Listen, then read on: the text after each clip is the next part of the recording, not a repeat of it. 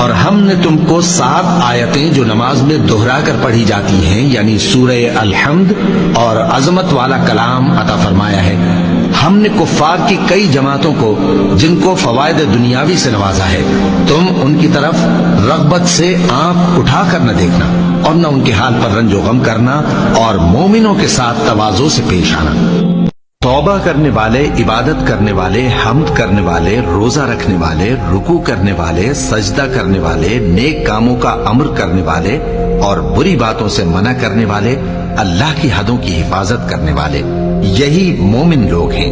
اور اے پیغمبر، مومنوں کو بہشت کی خوشخبری سنا دو، اور جو لوگ سونا اور چاندی جمع کرتے ہیں اور اس کو اللہ کے راستے میں خرچ نہیں کرتے، ان کو اس دن کے عذاب علیم کی خبر سنا دو،